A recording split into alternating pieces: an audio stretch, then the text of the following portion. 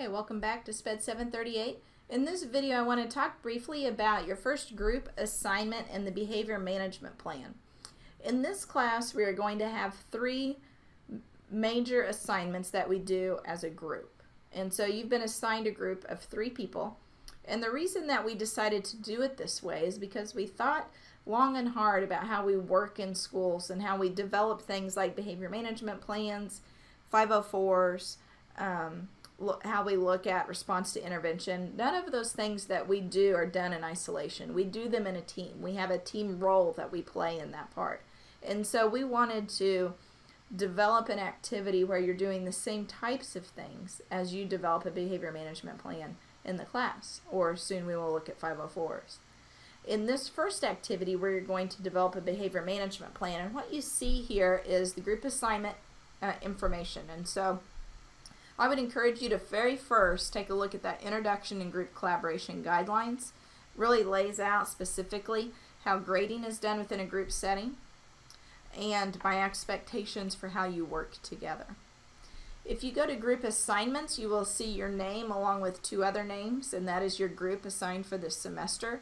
I assigned groups based by grade level and geographical region. So my hope was that I would get you close to other teachers who are teaching similar grades as you or teaching in a similar setting as you, and then also making sure that if you taught in Southeast Kansas that you were grouped with other, for example, 2nd grade teachers in Southeast Kansas. Okay. The third link there is the behavior management plan directions. That's going to give you very specific directions on what I'm looking for within the behavior management plan. Now for this activity, you're going to have a scenario that we look at. Let me bring that up for us here.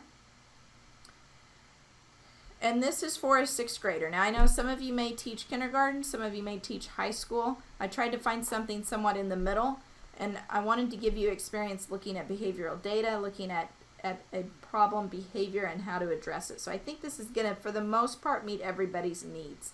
And so this lays out kind of what's going on with this little guy, Taylor, who's in 6th grade, has a learning disability, having some problem behaviors in the classroom, throwing objects, being disruptive, having some physical aggression. And so when we look at this, we're going to be able to look at the data that the team has collected. Okay, so you're not going to collect any data within this. You're going to look at data already provided. You can look at a records review of the student. You can look at the data analysis that has been done for the student, and then look at what the data shows on the consequences for this child. Okay? So once you have done that, what you're going to take a look at is the behavior management plan template. And this is the template you're going to use within Google Docs so that I can track who's contributing what within the activity.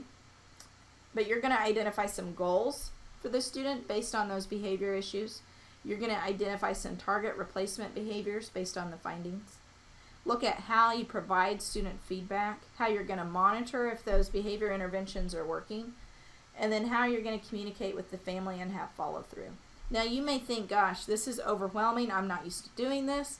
I don't even know where to start. My suggestion is to start reading the scenario, get a good understanding of the student and the issues that they're looking at, and then take a look at this sample behavior management plan that's within the file for this activity, and it will lay out exactly what I'm looking for in terms of information related to student feedback, target behaviors, those kinds of things. Okay, so really take advantage of the resources I have provided for you to make this activity as efficient and for you to learn as much as you can about behavior management plans.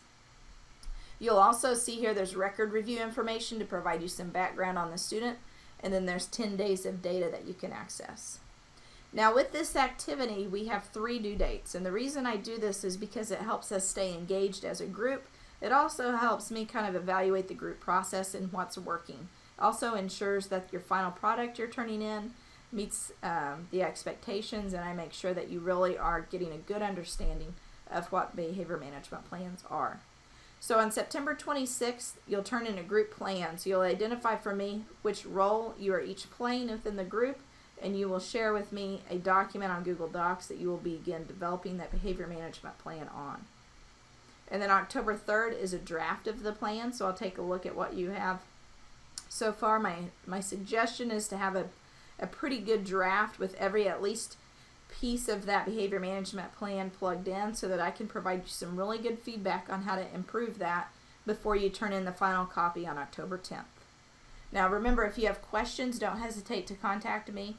As a group, I would encourage you to meet all at the same time in some kind of format, and that's probably going to be online. You can use things like Zoom meetings for free, where you can all get online and talk on video. Google Chat, any of those would work. I encourage you to do that a few times during this process so that you make sure you're all on the same page. And again, don't hesitate to email me if you have any questions at all.